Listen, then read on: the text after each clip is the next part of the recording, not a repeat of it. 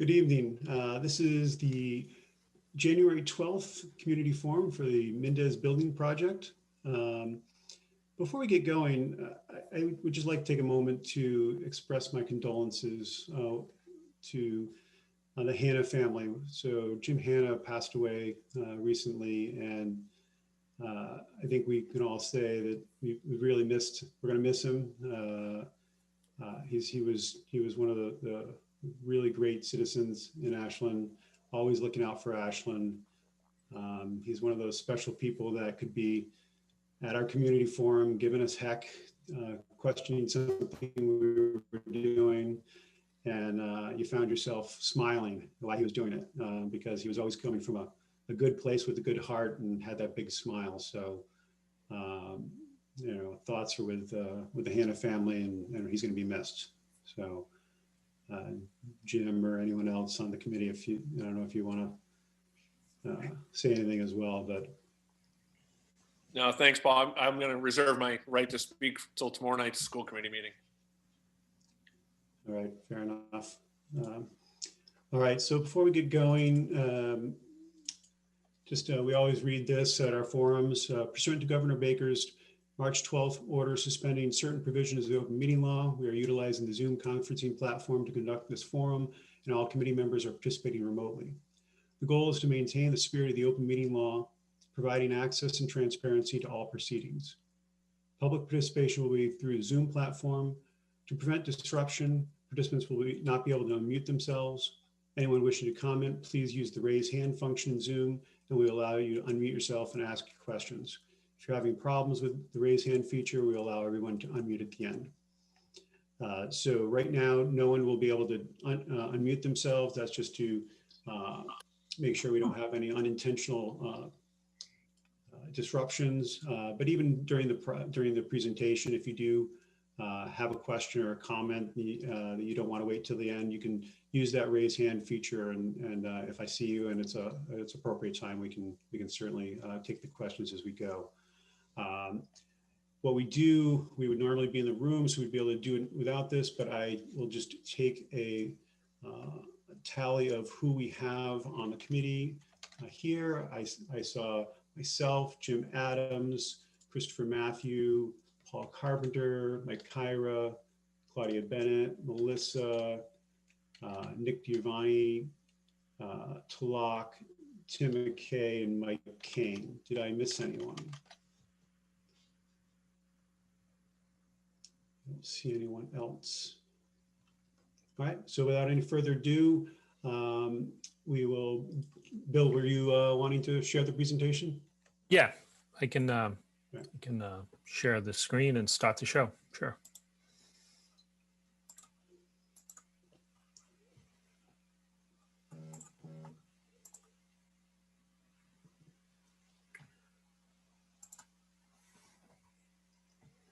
Everyone see that okay? Yep. Perfect. So thank you, Paul. Just a quick agenda. We have some introductions, and we'll go through site planning, building organization and floor plans, sustainability, schedule, budget, reimbursement review, and discussions and questions. So this is our 9th forum, so we've been through this a couple of times now, so I think everyone's familiar with the format at this point. We have a very robust building committee that's been thoroughly engaged in this whole project. Many of the members are here today. The project team, we have Jeff D'Amico, who's here today. Mike Quinlan, I don't know if Mike was here today or not, but from Compass, Laureen Westerman, also with Compass. Design team, Kent Kovacs is on the line here with us. He's the principal in charge. Bill Beatrice, I am the project manager. And also as part of the design team on board for this presentation, we have Chris Schaffner from the Green Engineers. And Chris is our sustainability consultant. So with that, we'll just start off with the site planning. So this is a nice axiometric view of the entire proposed campus, the new campus of the Mindess School. And what this view really shows is how how we've nestled the building into the woodlands in the back of the site. And we're trying to take full advantage of this really nice site that you guys have in Ashland. So just kind of moving left to right on this image. We have a community playfield and a playground area. Those are the items 1 and 3. Items 4 and 6, those are 4 is the bus drop-off loop and 6 is the parent drop-off loop. And what's important to note about these 2 items is they're completely separate. So the parents will be coming in the site and dropping off their children at one location. The buses will come in and drop the children off at a separate location. So there's no they're completely separate. And the following image shows that a bit better. There are several outdoor learning opportunities or areas that we are proposing throughout the site, and those are the items earmarked as 8. So we have a 2nd floor outdoor learning area on this roof area. We have an interior courtyard that gets plenty of daylight. And we also have an outdoor area here off to the west of the site.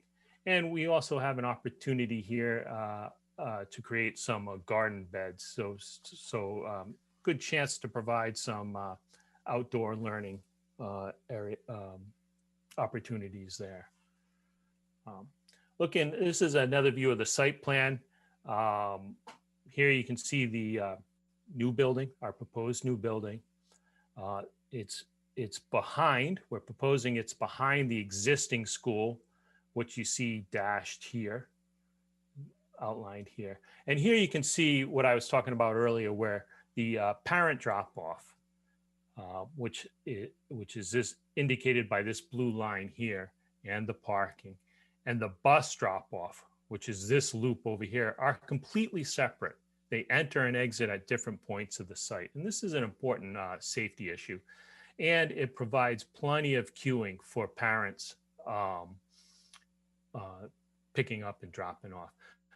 Also, you'll see in this image, the loop road that runs all around the site behind the building and back out again.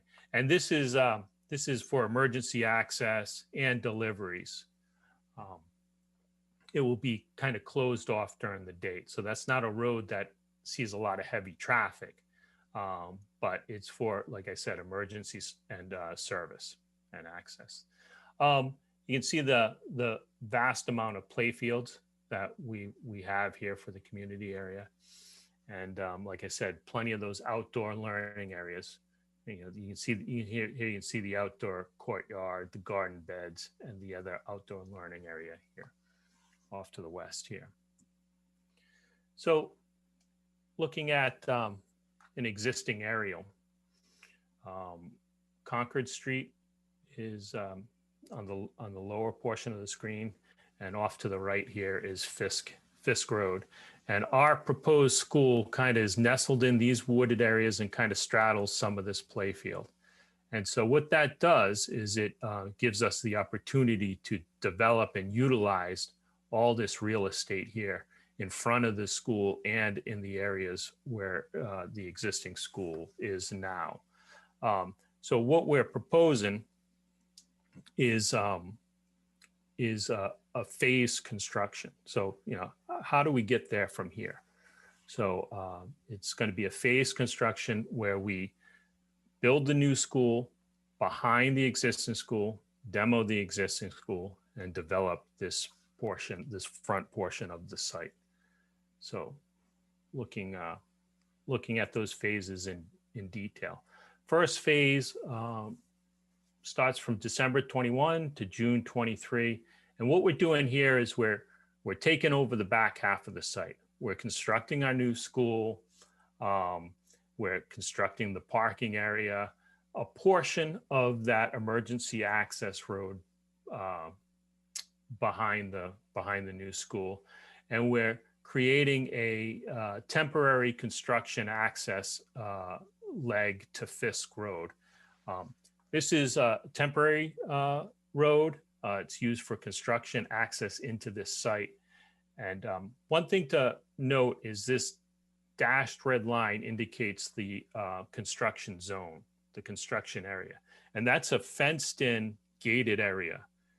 So we're keeping construction activity totally separate from the ongoing school activity that's going to happen during the day.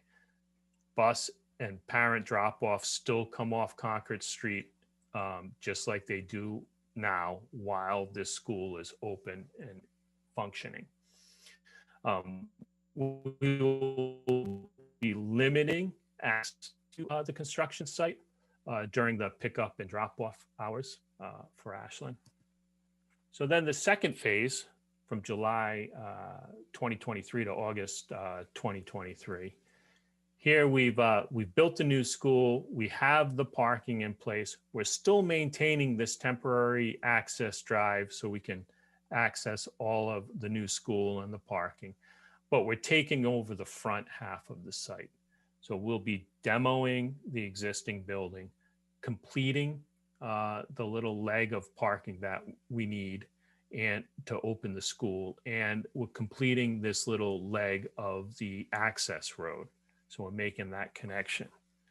And that brings us to September of 2023. Here is what's here are the pieces in play when school opens. We have the parking, we have the parent drop-off, we have the emergency access road completed, but we're still working on the front half of the site, construction of the fields, the playground area, and the construction of this bus drop-off loop. So when the school does open in September 2023, buses will be routed behind the building to do their drop-off while this final phase is being completed. And that brings us to the completion of the site work from September 2023 to May of 2024. So at that point, everything's in play. Everything's been completed. We have a functioning bus drop-off loop, functioning parent drop-off loop. New school playground areas are available. And one caveat would be that the ball fields require at least one full growing season before use. And so with that, I'll turn it over to Kent Kovacs, and Kent can walk us through the building. Great, thanks, Bill. This is a very exciting project for us. And as Bill said, this is the 9th community forum. So we've had some great feedback along the way.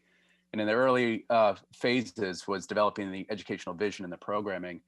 And going into the basic organization, fundamental to this building are the academic houses. And there's dedicated academic houses for the 3rd grade, 4th grade, and 5th grade. And what's great is they all converge on a team commons on 2 floors and have access to the outside. So this really was a kind of a game changer as we began developing the plan with the educational leadership team and the school building committee, and also in the initial community forums. And Assistant Superintendent Kyra, I know you like to highlight a few items on this slide. Thank you, Kent. So this is an exciting slide for us in terms of academic programming and the partnership that we've had, Mr. Kovacs and his team, as they allowed us to essentially design exactly what we're looking for to ensure that our students and teachers are able to collaborate both within grade levels and between grade levels. So as you notice that we have 2 in the students in the 3rd grade are separated by a stairwell, so they're able to collaborate vertically, but also they're within a team of 3rd, 4th, and 5th graders on 1 floor. So they're able to go and have some combined work and multi-grade work, which we know is very important to the Mindess school community. We're especially happy that we have the common area for those activities to take place. Also notice that they're potted, so those 5 classrooms per grade level can do a lot of different team work together. So in terms of the collaborative nature and the ability to have cross-curricular activities and cross-grade level activities, this is exactly what we're looking for. We're also so excited about the fact that no longer do our different students need to be going an incredible distance if they want to meet. We're all potted in the same general vicinity. So instead of a sprawling building as we have now we've got a place where all of our teachers can be together to really promote that collaborative atmosphere that we want at Mindess. Great, thank you. And now looking at the floor plan, again, this is where the project has been developed to date. When we go forward, we're gonna look at these spaces and refine them. But essentially, we have to the south, we have the community wing and the main entrance of the building. And so you have a gymnasium and the cafeteria that are at the front of the school, facing the fields and with great access, and the play area. And then in that yellow block right at the front door is administration. So we have eyes on who's coming and going to the site, and we're able to take the benefit to for security purposes. When you enter the building, what's nice about the organization is you are in a true community wing. So during after hours, weekends, or summer programs, we're able to isolate the building. So the academic wings can be locked off, and that's a big benefit both for control and security, but also we're able to kind of downshift the energy use in those academic wings. And if we just look at the general program, I know there's a lot of detail here, just to highlight, we have a large gymnasium, the cafeteria, we have a stage for performing arts off of that cafeteria, and that's supported by 2 music spaces.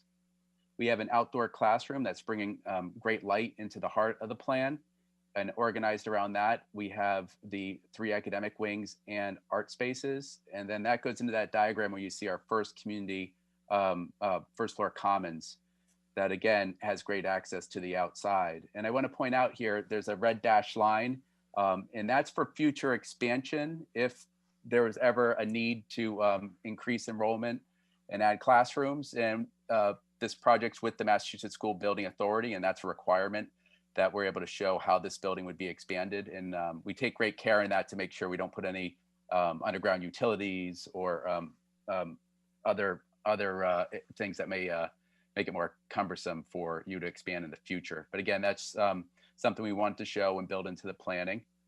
We go to the next slide. This is the second floor. Very similar when we look at the classroom organization. The 3rd, 4th, and 5th grade academic wings, again, clustered and accessed off of the 2nd floor commons. And here we have a second art room, and we have a tech integration lab that'll have computer stations and green screening. So some great enrichment spaces that are embedded into the academic wings, which I think is a great benefit. And that came out of the educational visioning sessions we had very early on in the project. And if we look at the center of the plan, where we have the media center and access to another outdoor learning space. So again, we're trying to take advantage of not just indoor space, but outdoor space. And so here's an area where we can have controlled access from the media center and the STEM project room to an outdoor learning space. And that pretty much summarizes the plan. It's 2 stories. It's 105,000 square feet. And there's no level changes. So unlike the existing Mindess where there's multiple level changes, it's level on the 1st floor and 2nd floor.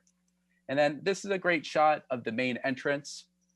And of course, we're going to develop the exterior at future community forums and meeting with various groups. But this gives you a little bit of the flavor and excitement of the project, looking at the scale and the proportions. And this really speaks to this as a community building. And we're really excited about this project, and we think that this kind of image captures that excitement. Next slide.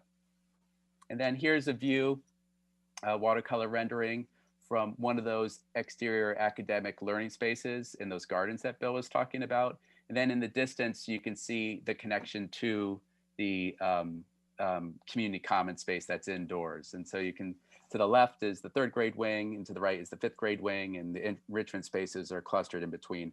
So a lot of smart planning, organizing, working with the educational leadership team, and we're excited, and we feel that this is going to be a great school on the Mindess site. And with that, I'm going to turn it over to Chris Schaffner, who will walk us through some of the sustainability highlights. Chris? Yeah, great. Thank you very much, Kent. And thanks everybody for joining us tonight to talk about the Mindess School.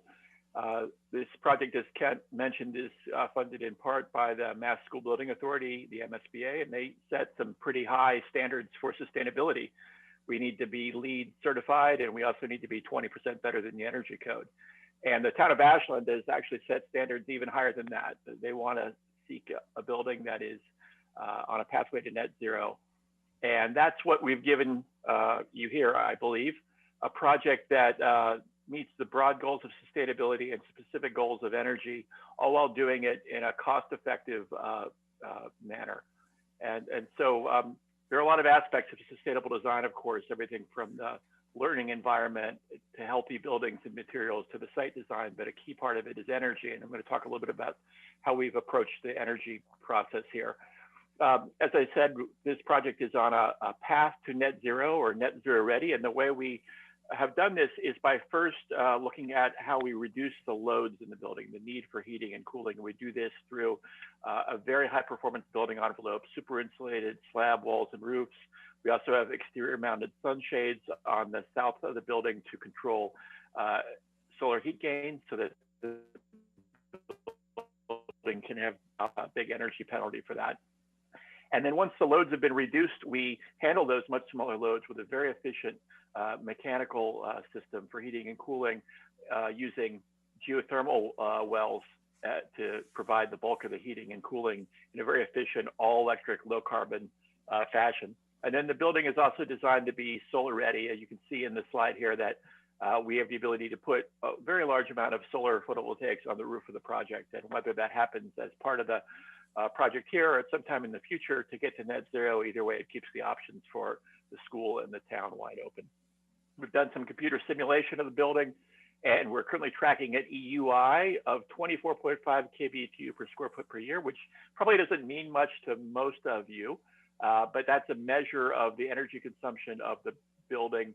And it's low enough that we were able to participate in Eversource's net zero buildings program. So that's quite a low number and I think a good accomplishment so far.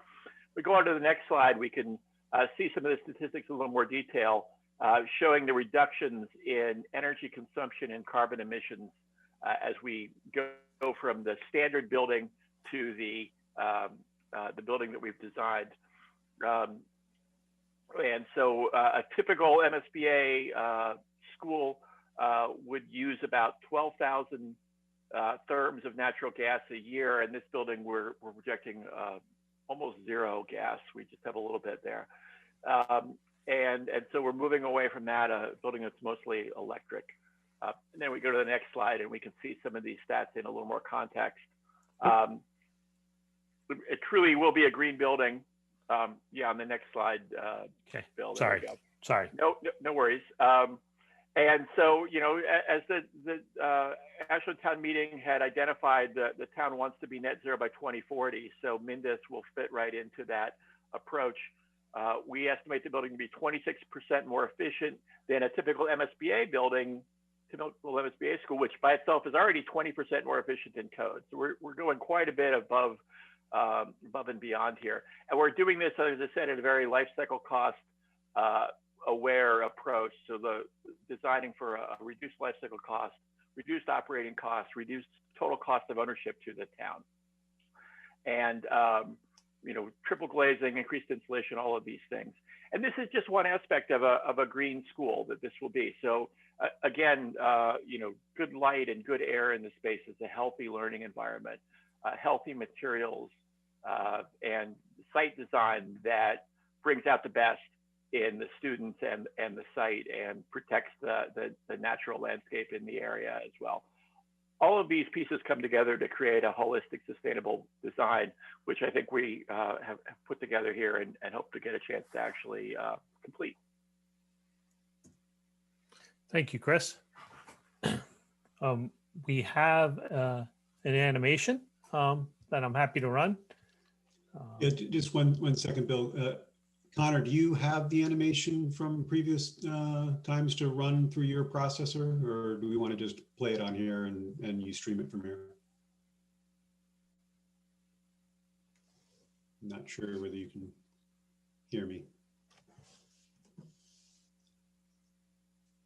Well, he'll either text me he's good, or we can just go ahead and just play run the it. animation. Sure. The only reason I say that for those who are watching is the animation through Zoom is going to show up choppy a lot of the times, where when WACA plays it natively through their processor, it can be a lot smoother for viewers. But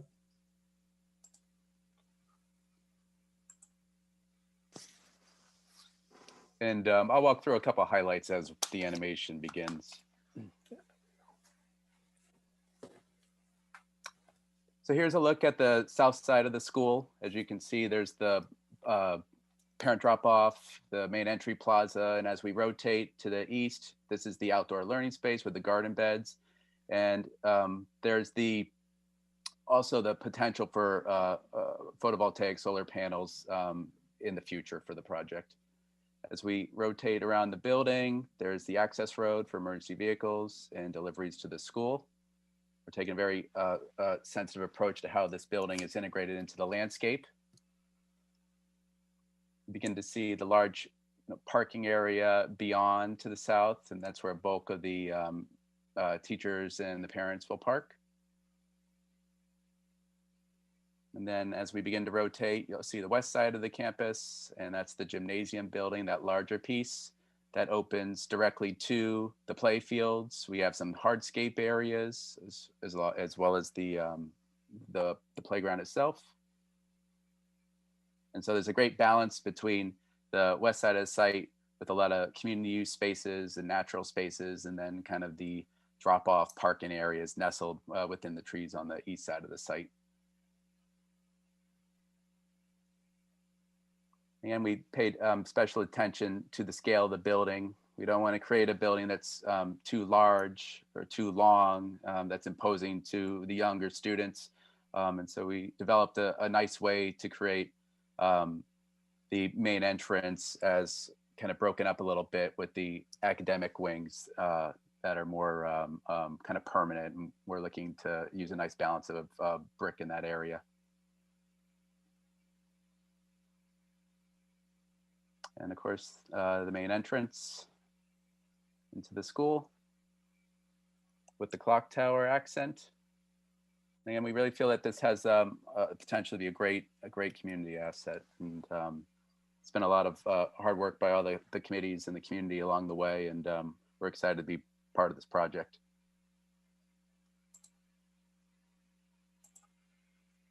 all right, so you get set up there, Bill, and Connor will just text me when he's finished running the animation. He was running the animation through the processor, so I want to make sure he's ready to go here. And he's good, so we're good to go, Bill. Okay, perfect. So Yep. So I'll take over from here. brings up schedule. Yep. Yeah, so Jeff D'Amico, the owner's project manager from Compass. As you've heard a lot of the detail tonight about the building itself, I'm going to focus on schedule and budget and cost, and then I'll turn it over to Paul to talk about tax impact, and then we'll open it up to Q&A. So the schedule here is that we started in earnest in November and December with some activities just to finish up some field investigation before the snow fell, but essentially we're waiting for the town meeting vote to really start the design process. There's about a year worth of design and permitting ahead of us to then break ground in the fall of 2021. We're anticipating about a 21-month construction to open the new building at the beginning of July of 2023 for a turnover date, at which point we then start abatement and demo for a couple of months into September, and then finishing up with site work the following spring of 2024. The next slide hits on a few of the critical milestone dates. So again, that start in December of where we are now, finishing up permitting and ready for construction to start in October 2021. We're also going to hire a construction manager delivery. So we're going to hire that partner potentially this April, and then bring them on board, and they'll help advise on the phasing and logistics plans that Bill had shown to you earlier at the beginning of the presentation. One of the critical things about those phasing plans is really the summer of 2023 is what we call a summer slammer. We have to quickly, in that 2-month time frame, open the new building, start to abate and demolish the existing building, and then complete the roadways around the back where the existing auditorium is, and around the front where part of the existing building and the original construction was. So that summer of 2023 is going to be very busy on campus to make sure we're ready for students to return in September of 2023 for a real school opening. And then, as I noted previously, the site work would finish up in the spring, anything that can't be wrapped up in the fall before the growing season stops. Critical funding vote dates. First was the MSBA, that one's behind us, where they approved your project scope and budget. Now in front of us is the town meeting vote, which is Saturday the 23rd, followed on by the town-wide election on January 27th. And once those 2 steps are complete, the project's fully funded and we'll be able to move forward full steam ahead for the rest of the design and permitting process. So budget, reimbursement, and then ultimately tax impact are what we're going to talk about next. From a large step back standpoint, the total project budget is $84,387,000. That includes the $1 million that have already been appropriated for the feasibility study. So the number you'll see at the upcoming town meeting is the $83,387,000. They're highlighted in the dark blue. We broke it down by some of the bigger components of the project. First and foremost is the building itself at about $55 million. The site, which is $12 million. You have a rather large site, which we'll talk about in some subsequent slides. The FF&E, furniture and technology and computer equipment is essentially, if you flip the building upside down and shake it, it's all those loose items that are collected together. It's about $2 million worth of equipment. Then the design and consultant fees and project management and our on-site representative make up the other bulk of the remaining costs. And then administrative costs such as insurances, testing and inspection, and followed up by your contingencies. Unlike other town projects, you're voting not to exceed number at this point.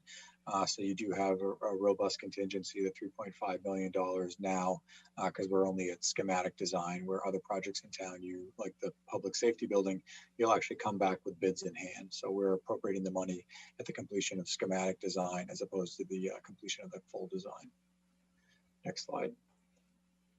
So there's a partner in the process, and that's the Mass School Building Authority. They partner with the town. They decide the base rate for all towns. Your base rate for reimbursement is 52.26%. As Chris noted earlier, in sustainability, we're going to achieve the LEED goals and other sustainability goals in front of us to gain another 2%. And then they also appropriate a rating for how well you maintain your buildings at 1.31 there. So your base rate is 55.5% before it hits the ineligible caps. And there's a lot of caps that you'll hit. So that effectively in blue, you see that your effective reimbursement rate will actually land between 32 to 35%, which I'll explain in the following slides. So MSBA has many caps. First and foremost is the building cost exceeding $333. Please note that has not been updated in a few years. So even though the cost of building and escalation has increased, the reimbursement rate has not with the state. They also cap out site at 8% of the building cost, which essentially takes care of the foundations and a few feet off the building, but not the large expansive site that you have here. MSBA does that to make it equal equal footing with all urban environments as well as suburban environments throughout the state. They cap furniture, fixtures, and technology at $1,200 and $2,400 per student. They also have caps for soft cost, OPM costs, architects, and change orders. And so we're below all those other categories noted in green. And change orders ultimately we'll find out at the completion of the project with how we rated against that one. A few notable exclusions. The MSBA has changed their program a few years back that they'll allow towns to build a larger gymnasium than their mandated 6,000 square feet. So what's proposed here is an 8,000 square feet to match the existing gymnasium. They'll let you do that, but they don't participate in the additional cost. Many towns recently have been opting to buy a bigger gym because they're used to it. It has a lot of value to the town itself, but It's a change in the MSBA program. There's other few small items noted on the screen here, other items that get absorbed within the grossing factor. Grossing factor is what goes from the finished floor space you see to the kind of ancillary spaces such as hallways and bathrooms and mechanical spaces make up the delta between the net square footage and the gross square footage. And there was a previous project on the roof replacement in the early 2011, I believe was the date. And the MSBA prorates their previous grant back to recoup some costs for that invested asset that won't reach its full life expectancy of 20 plus years. As I noted, the site itself is rather large in comparison to many other school projects. You have over 16.5 acres with varying topographies, which have cuts and fills and some retaining walls we need to deal with. We also have a fair bit of site circulation, trying to be cognizant of the on-street on Concord Street to not have too many cars spill out onto it as it does today at pickup and drop off. We're bringing that traffic onto the campus, but that comes with some additional roadways. There's an investment in geothermal and net zero ready attributes of the project. And so that's part and parcel to the total project itself, which does come with an increase in cost per square foot basis. Next slide. If you squint, you can probably see everything on this detailed slide, but I wanted to break it down for you what the driver is of why it goes from the 55% down to the effective rate of 32 noted in the blue there.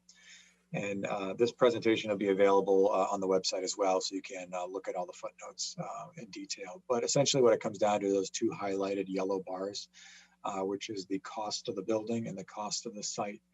By capping the site work at 8% of the building, you drop the effective rate of your site work investment from 55% down to 13.35%. And so that's a big chunk of the dramatic difference that makes up the 55 to 32% delta.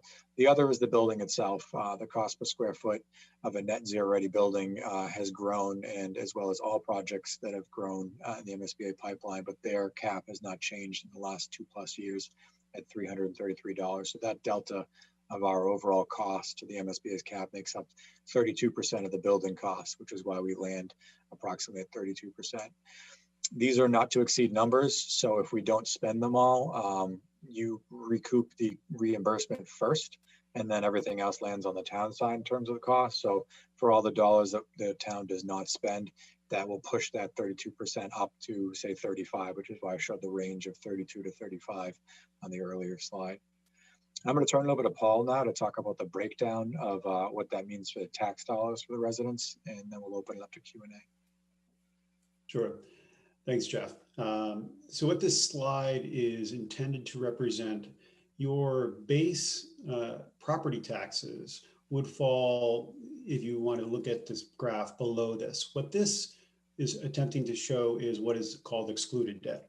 Those are projects like the high school, the renovation of the library and town hall that we've previously agreed to at past town meetings and ballots that we're currently paying. So that the gray bars show that. That's what was last year, this year, and then it tries to overlay what both this project and the public safety building project would look like to the average assessed home value. So this kind of, the reason we show it like this is, unlike the standard taxes, that's the standard levy that you pay in your homeowner's taxes, these taxes are temporary. They go to service a particular debt. When they get paid off, they go away. And that's why those gray bars show is going away, because those other projects we're finishing paying them off. So for some people, they wanted to say, how much is this project? And that's why we show the 387 in FY25 here for the Mindess. But other ones are like, okay, well, what is my capacity to pay? Well, relative to what we're increasing your taxes by to pay for these debt services, the net between this year and FY25 for this average assessed home value isn't the 387, isn't the, what is it, 477, that would be the two projects, but it's really 241, because this year you'd be paying $298, and then it'd be going up to $539 in that year. So That's what this is attempting to show, is how the excluded debt portion of your tax bill is impacted by these projects. And I say projects because, to be transparent and forthright, we're asking for both projects as a town. They're on the same ballot. Both are very important. So you can't talk about one without the other. So that's why this shows both. So the other thing to note about what this represents and how it's shown is you'll see that the public safety building project is more similar to a lot of other debt projects that we have, like a purchase of the Valentine property or things like that, where we do it, the taxes are impacted, they're impacted immediately for the full amount and through the term of the borrowing. And that's the way the public safety building shows here. But you'll notice the blue bars for the Mindess do not do the same thing. And there's several reasons for that. One is the time frame of the projects are different and the funding mechanisms are different. So for this project, we will look to break ground this next year ahead of the freeze and try to get an early start on that. And that'll start the site work. So we will need to borrow the money for that work in FY22. So this shows a borrow of $6 million in FY22. Now, as we go along on the project, the MSBA is reimbursing us as we go. It's roughly about 60 days in arrears from when we pay. So what that means is we pay $1 million for site costs. And say if our cap was $3 million of reimbursement, we will get that $1 million back from the MSBA about 60 days after we pay that. That will become part of our cash flow. So we don't need to borrow everything up front. And so the impact of this project actually doesn't fully impact the taxes until FY25, so 3 years from now. Well, I say 3 years, 3.5 years from now. It's almost 4 years. I don't want to overstate it. So that's what this is trying to show, is what that impacts is. And the footnotes, if you look at this online or you can read it here, shows you what all the assumptions are for the lending rates and things like that. What I can tell you right now is the borrowing rates are at historic lows. And if you've been keeping up with this and you've seen this exact graph before, you'll see the numbers are different. And we've always tried to take a conservative approach to this because we don't want to say a number and then have that number go up. If it's going to go anywhere, we want it to go down. The previous assumptions for the interest rate, we were using 3%. Right now, we just got reaffirmed at AAA bond rating. And the average for November for AAA rated municipalities, the true interest rate or effective interest rate of the bonds was 1.25. So we felt comfortable in decreasing this assumption to 2%. And you'll see that that dropped $50 off this average tax bill. So the historic low interest rates and favorable lending is a huge cost savers for the town and on everyone's taxes. So that's why, if you've been keeping track, this does look a little different than the previous ones, and both projects would benefit from that. So if you want to go to the next slide.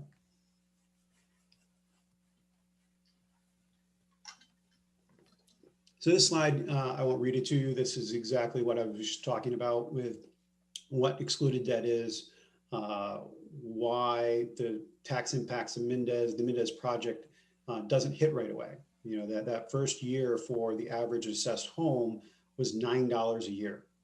So this is why it's all about that phasing, that duration we're borrowing when we need the money.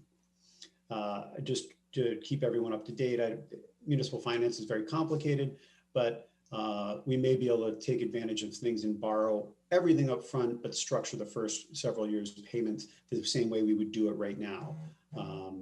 But we will be very transparent in how we do it, but it will be similar to what we're talking about right here.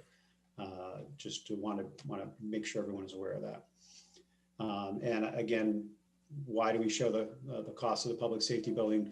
Because, you know, these are inevitably coupled because they're happening at the same time, and you can't make your decision in a vacuum, and we don't want to misrepresent and show the excluded debt that isn't complete. And so those are both part of what the ask will be later this month.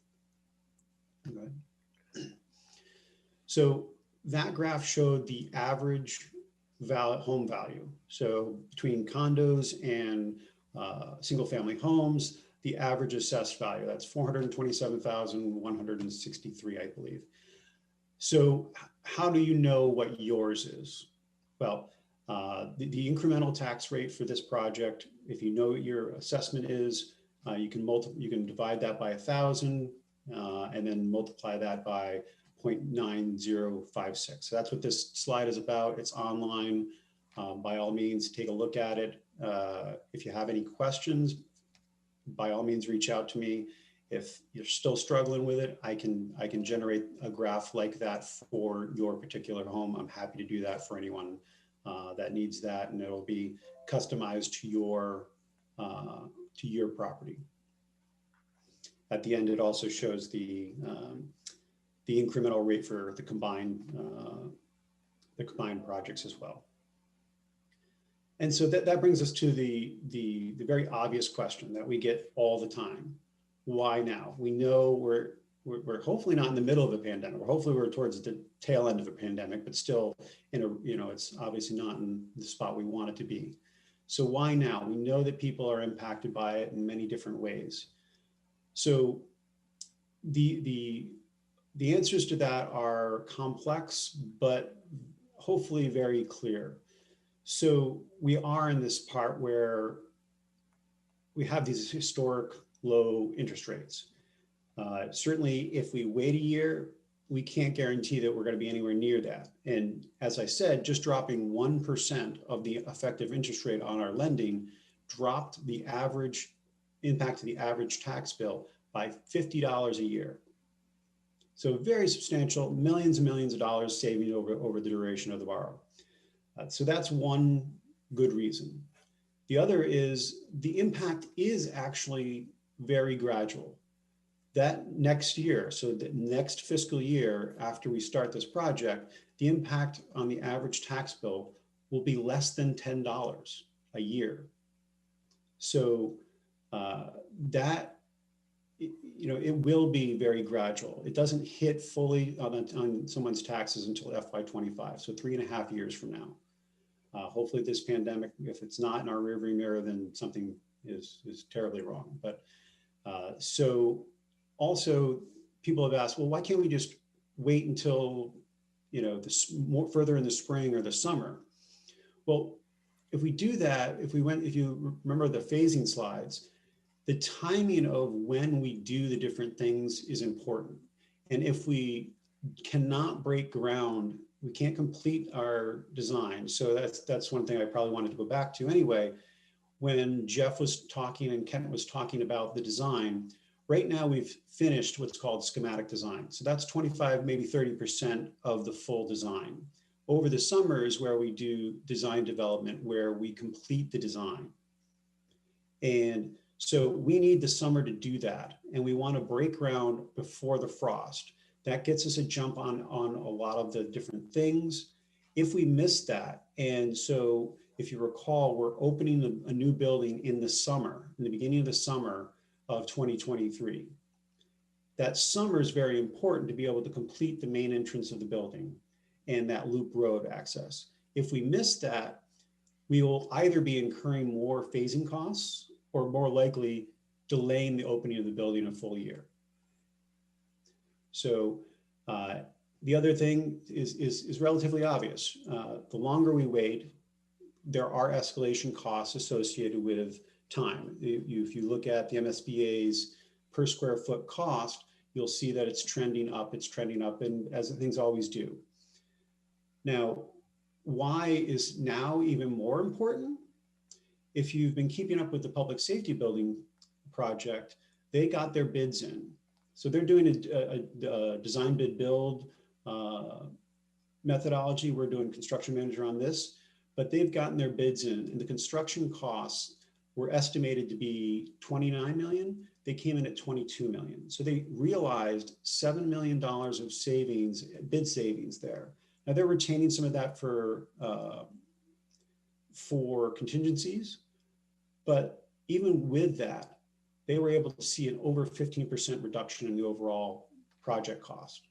Now, I'm not saying we're going to see 15%, but it really clearly indicates a competitive bidding market right now. So if you couple the delay of when this will impact taxes with the low interest rates and the very competitive bidding markets and potential savings there, the savings to the town can be very, very significant. So that would be why, and I say all those things, and we are very sensitive to the impact of this. Obviously, I'm on the school committee. We live and breathe it all the time, how it's impacting process, procedure, our students and families. We know it very well, and we're very sympathetic to that. And this is, while it's a tough time to be deciding on these things, we're deciding it now, we're paying it later, and the timing will actually provide us a lot of cost saving opportunity as well. So with that, I think that's our last slide, right, Bill? Yep, that's correct. So I don't know if anything you wanted to add, Jim or Mike or anyone. Aside from that, I will open it up for community questions and comments. I am allowing people to unmute themselves, but I still ask that you raise your hand so we can acknowledge you, and then state your name, and then you can ask your questions or have comments.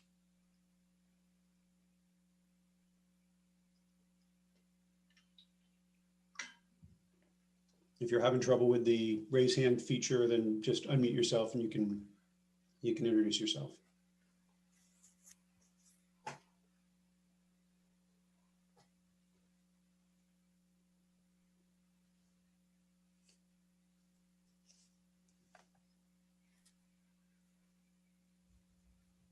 Nothing at all. So why people are thinking potentially just want to relay information on when we're deciding these things. So Saturday, January 23rd at 10 a.m. is the start of town meeting. The details of town meeting will be coming out shortly. The intent is to run a very safe, socially distant town meeting. The moderator is putting in procedures where you do not need to be there for the discussion, and we will start the meeting. We will have presentations, discussions, and questions. I believe he's working on, and I think he mentioned it on Facebook, being able to send questions to him ahead of time so we can answer them on the floor, and you can be watching and streaming at home, and then opening up the voting and allowing people to come to the building only to vote and then leave and not have to participate the entire time. So the whole goal is to be able to run a safe, effective town meeting. That would be followed on Wednesday, the 27th, with the ballot at the high school. That would be running from 8 a.m. to 7 p.m. And just to understand what is the mechanism, I think there's a lot of confusion about the mechanism. Town meeting is our legislative body. It's where we appropriate money and authorize money appropriations and lending, so that, or borrowing, I should say. That's what the town meeting vote is for. It's to appropriate and authorize the town to borrow the money. And we need the ballot question to be able to put the debt excluded costs on top of the levy and raise the taxes. So, all right, looks like Ed N. So if you want to unmute yourself and introduce yourself, you can go right ahead.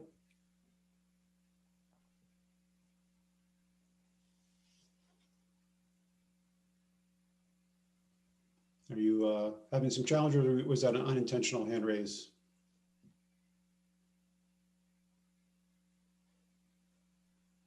I can ask you to unmute and see if that helps. Yeah, it wasn't allowing me to unmute myself. Can you hear me now? Yes, I can hear you. Sorry about that. Okay. So it's more, the question I have is more around the cost of this project. So I remember the high school was less than half, if I recall, of this budget. Now, even allowing for inflation and time over that period, this seems excessive for less students. It's not even a full elementary school. I'd love to understand where that number comes from. Sure. Well, so, and I'll probably let Jeff and Kent chime in as well as far as the cost. So if you look, I can supply the link on Facebook if you want to look at the Massachusetts School Building Authority. They do have a tool that maps out the cost per square foot for projects over time. And there has been significant increases there. And, you know, Jeff and Kent, the general rule is annually it's between 3 and 5% escalation costs, right? So even if you took 40 million and then you kept on adding 3 to 5% over the last, we opened that in 2006, right? So over the last 14 years, you are actually at our construction costs for this building. So it's on par with that. We also have some other premiums that we're paying. So the site costs are very significant here. With the, you know, some of the challenges we had with the high school, you bring that up. Someone wrote something in the paper that was a little bit misleading. They said that we voted it down at first, and then we got it for less. Well, we didn't get it for less. We actually got it for more because we had a price. We knocked off a preschool wing and the fields, and then we voted it through. So then we ended up paying more for the fields. So the project actually went back up to where it was or beyond, and we didn't have a preschool wing, and so we still have Pitaway online. So there's all sorts of things. And so we can go back to the slide that kind of breaks down where the costs come from, but this is on par with other school building projects right now that have similar goals and similar site costs and things like that. And again, this is, it's a tough thing to compare this to some completed projects because this is a not to exceed budget. We plan and expect to beat this budget. It's just by how much, depending on our bid savings and value engineering, different things we can do along the way, and not spending contingencies that are built in. So we plan to do better than this, but you know, we won't know what that number is until we go through the process. Again, we're only at 25 to 30% of design. So Jeff, Kent, do you want to add things to that? You summarized it very well. The cost of building construction over the past 10 years has doubled. So when you're comparing it back to the high school project that was done in that time frame, it was about half the cost of what it is today. And as Paul alluded to, the Mass School Building Authority does chart that out, and so you actually can see the rise of projects over the duration that took cost, which was around $350 or so per square foot back then, up to the $600 to $650 range that it is now with the projects that are in the pipeline.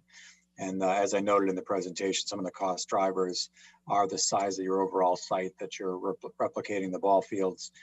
Your existing building you're demolishing is large as well. And then the amount of paving on the site touches a lot of assets around the site. And then the meeting net zero ready goals and just building code in general has dramatically grown a lot in the past 10 years. Buildings are more technologically advanced, which means the systems all communicate with each other. The stretch energy code has required larger envelope insulation. And so all these things layer on over time, which beyond just escalation is why the cost of school building construction has doubled over the 10-year horizon. And sorry, I'll let you continue, Ken, but Bill, I'll probably take control. I brought up the MSBA chart, and so maybe Yeah, Ken, that's fine. I'll show this.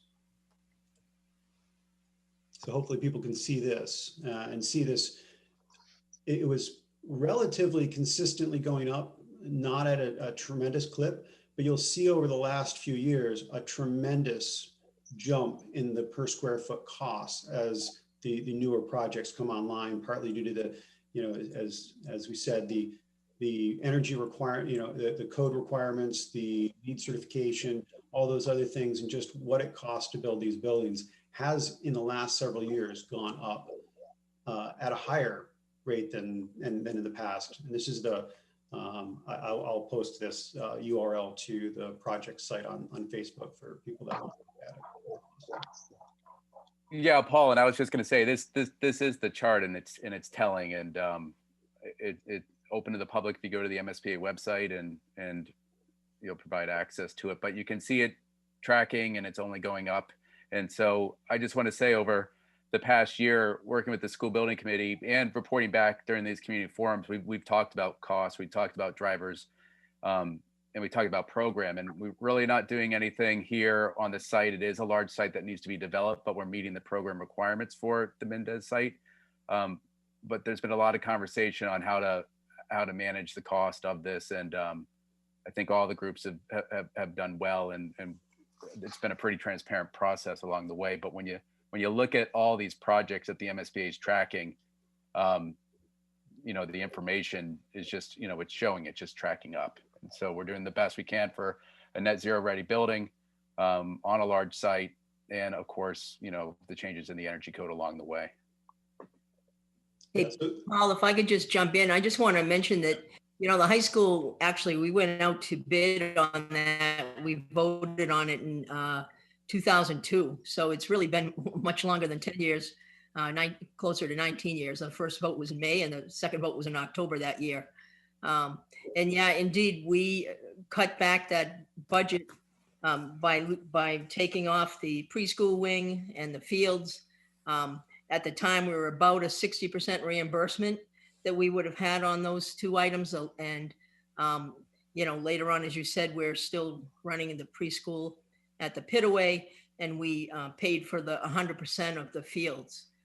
So, you know, there's, and overall, again, when we went back out and voted in the fall of that year, our reimbursement rate had already dropped. So, so we basically paid almost the same thing and got a lot less, and over time paid more to get those additional items or to have those available to the community.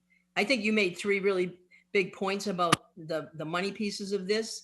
You know, number one, the interest rate being so dramatically low, and just being able to do something with an interest rate that low, it has such a dramatic impact of payments. I think anybody who has had the privilege of owning a home knows what the interest rate can do to your monthly payments. You know, so that's pretty dramatic. The fact that we do have some time, with as difficult as things are now, we do have some time before this is going to fully impact our tax bills. And I think that's a good spot to be in, because I think that we all feel as though our country is going to come back very strong, and it might take a couple of years or a few years, but we're going to come back very strong. And sooner or later, we're going to have to replace the Mindess School. I spend a lot of time there.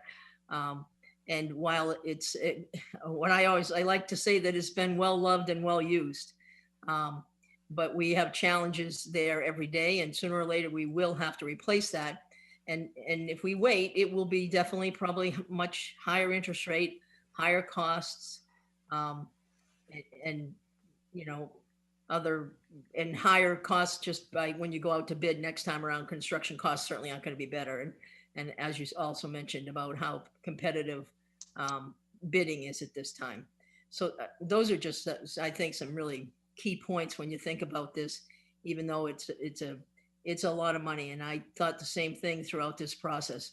It's a lot of money, but I also think sometimes about what my home was worth 20 years ago and what it's worth today.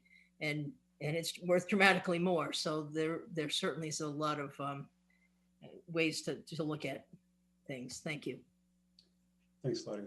So thanks for the question. I appreciate the question. It's very valid. It's you know and it's tough to articulate and it's tough to know, but we have a really good project team and we've always been focused on the costs. And right now, again, we are at a not to exceed budget with a 25 to 30% design.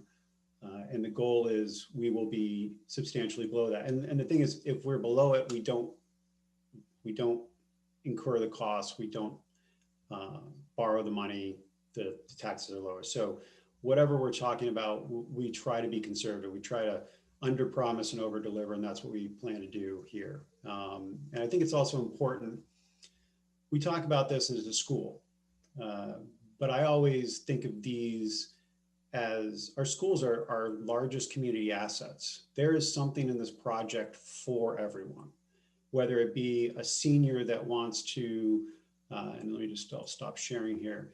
A senior that wants to go, there's going to be a walking path around those fields and around the play areas and things like that. Someone can drive there and just take a nice walk. This should be a beautiful site, whether it be someone who's taking advantage of the play fields, the playground, attending something in the cafetorium, something going on there, programming, the community programming that can happen here.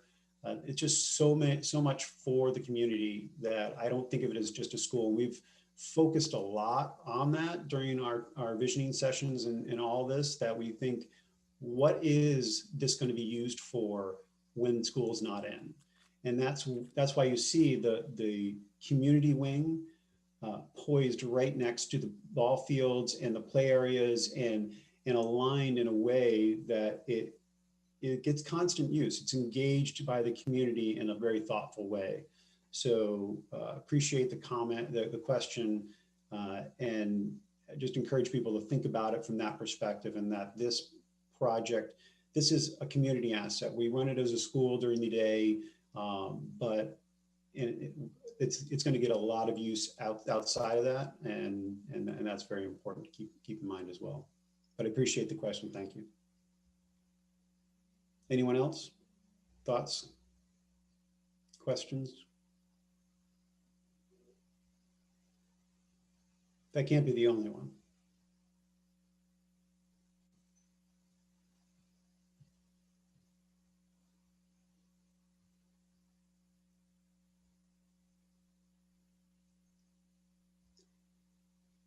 Nothing at all. So one of the other things we want to make sure everyone's aware of, the state did extend the mail-in ballot voting options for elections through March. So that is something someone can request if someone does not want to go to the polls. Although I voted in person last time, they did a phenomenal job, very, very conscious of protocols, and they did a fantastic job. But if you do not want to do that, you can request a mail-in ballot for this vote. You can't do that for town meeting. Again, town meeting is a legislative body, much like the Senate and things in the State House. So that has to be done in person. Although they're again putting in protocols for trying to make that as safe and for everyone as possible. But you can request it. But you do need to request it. It is not going to be carried over from a selection for the 2020 ballots. So you do need to request that. And if you go to the town's website, there's information on how to do that. No more questions, comments? Comments are welcome too. You're concerned about something, we want to hear it. Think something's good, bad, all feedback is welcome.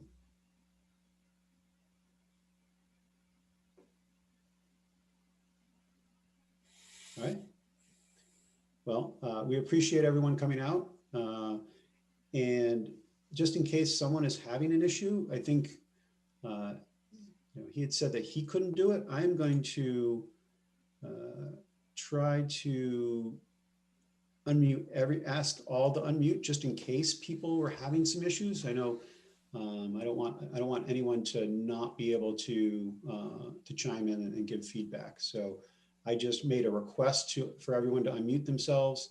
If you don't want to, you don't need to, but I wanted to make sure that there wasn't a technical difficulty as we had with the first comment or question. All right. Well, thank everyone for coming out. If that is it, I will take a motion from a committee member to adjourn. So moved. Second. All right, Mr. Adams and Mrs. Greaves. If you want to have your video on, you can all just raise your hands. All those in favor? All right, I see everyone. Michael, all right. And that was everyone. So everyone have a good night. Thank you, stay safe, and we appreciate your support. Thanks. Thank you. Hope to see you at town meeting.